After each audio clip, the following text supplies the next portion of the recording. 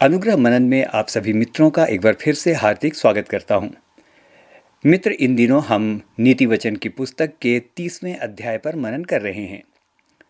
कल हमने चर्चा की थी कि पूरी नीति वचन की पुस्तक को सुलेमान ने नहीं लिखा है। इस पुस्तक में दो और लेखक हैं, आगूर और लमुएल। आगूर के अनुसार हम कल विचार कर रहे थे कि उसने कहा, पृथ्वी पर 4 अत्यंत छोटे जंतु हैं जो बुद्धिमान ही नहीं लेकिन अत्यंत बुद्धिमान हैं। मित्र, किंग जेम्स संस्करण में अत्यंत बुद्धिमान के लिए बहुत सुंदर शब्दों का प्रयोग किया गया है। अंग्रेजी में अत्यंत बुद्धिमान को कहा गया है एक्सीडिंगली वाइज। तो कल हमने चींटी की बुद्धिमत्ता के बारे में देखा था। आज हम विचार करेंगे शापान पर। नीति वचन 30 और उसके 26वें पद में वचन कहता है, शापान बली जाती नहीं, फिर भी उसकी मांदें पहाड़ों पर होती हैं।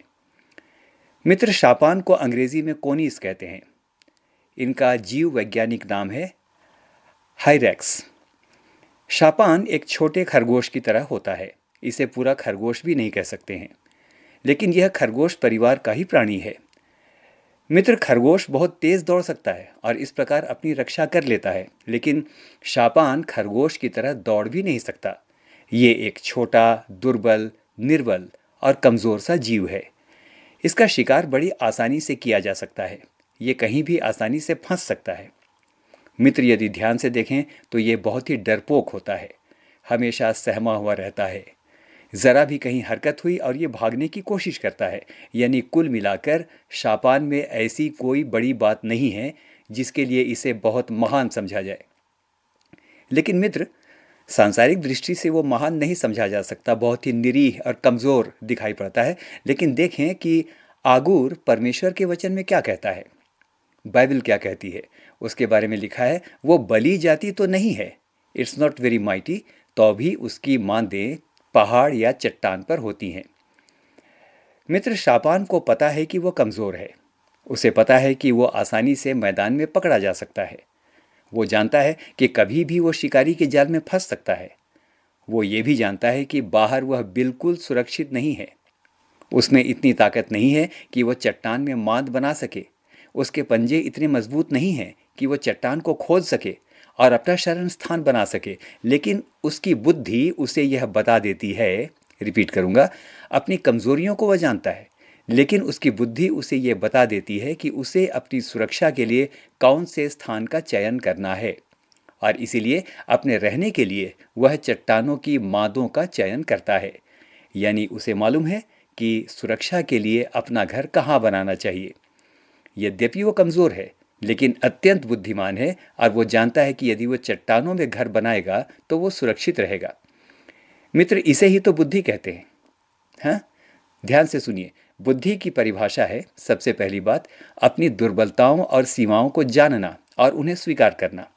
और दूसरी बात, यह भली भांति जानना कि हमारी सुरक्षा कहाँ पर है। अक्सर होता यह है कि अहंकार में हम अपनी निर्बलताओं को स्वीकार नहीं करते और विपत्ति में पड़ते हैं। तो शापान बहुत बुद्धिमान है और बहुत अच्छी तरह से जानता है कि उसकी दुर्बलता क्या है और उसे कहाँ शरण लेना चाहिए। यही तो बुद्धिमत्ता है।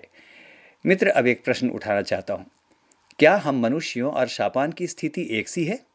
उत्तर है जी हाँ, बिल्कुल एक सी है। देखें कि बाइबल क्या कहती है। सबोपदेशक 9 और उसके 12 में वचन इस प्रकार से कहता है, क्योंकि मनुष्य भी अपना समय नहीं जानता।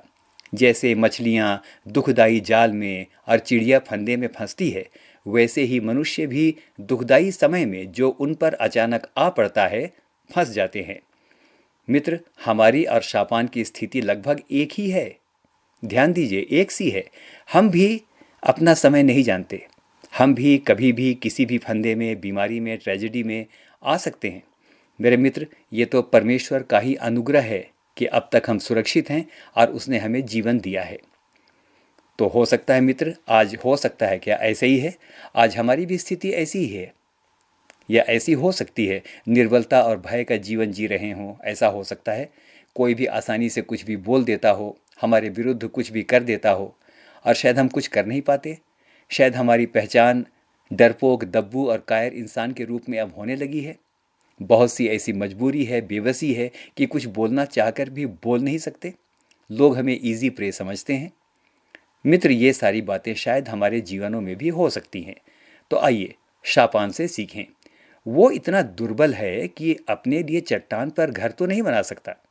उसके पंजे बहुत माफ़ कीजिएगा, उसके पंजे बहुत कमज़ोर हैं।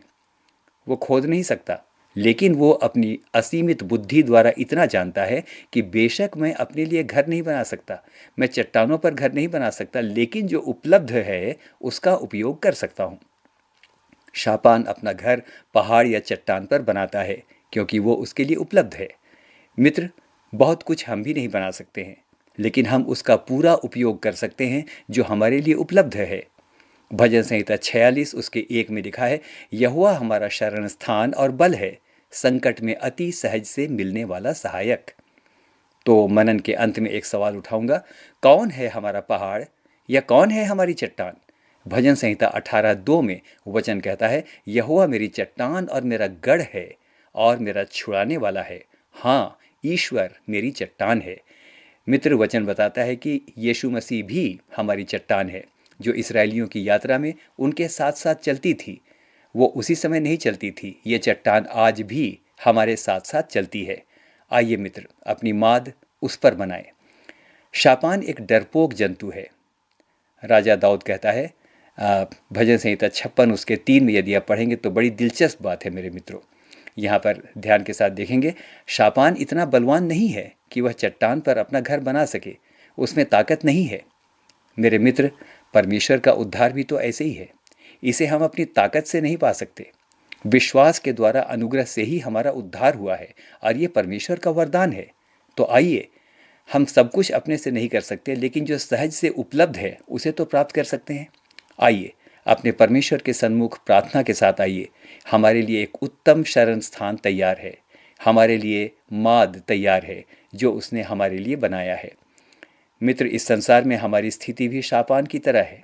दुनिया नोच खाने को तैयार है, शैतान ताक में बैठा है, बीमारियां घात लगाकर बैठी हैं, लोग विरोध करने को तैयार बैठे हैं, जगह जगह फंदे हैं, जगह जगह पर फंदे हैं। तो आइए शापान की तरह जान लें कि हमें अपना शरण स्थान कहाँ बनाना है। जो जानता है कि उसका सही शरण स्थान कहाँ है, वो सचमुच अत्यंत बुद्धिमान है। हाँ मेरे मित्र, इस समय एक छोटी घटना के साथ समाप्त करूँगा। जब हम गांव में थे तो शिकार करने जाते थे। कभी कभी हमने पाया कि खरगोश या शापान को तब तक घेरा जा सकता है जब तक वह पहाड़ या चट्टान से दूर है, लेकिन यदि वो चट्टान और पहाड़ के निकट है तो उसे पकड़ना असंभव है। हम धुआं डालते थे, जिस बिल में वो घुस जाता था, लेकिन वो हाथ में नहीं आता था। परमेश्वर ने उसके लिए भागने के 7 से भी अधिक मार्ग बनाए हैं, क्योंकि उसने चट्टान में शरण ली है। आइए मित्र, दाऊद की तरह कहें, तू ही मेरी चट्टान और मेरे छुपने का स्थान है। यद्यपि शापान की तरह मैं निर्बल और निरीह और बहुत ही कमज़ोर हूँ, मैं अपने से अपने लिए कुछ नहीं कर सकता, लेकिन मैं इतना जानता हूँ कि तुझ में शरण लेकर मैं विपत्तियों से बच सकता हूँ। तो मित्र, ये है शापान की बुद्धिमत्ता।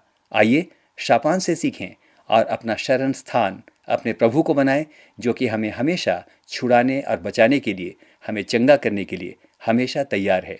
हम में से हर एक को परमेश्वर बहुतायत के साथ आशीष दे। आमीन और फिर से आमीन।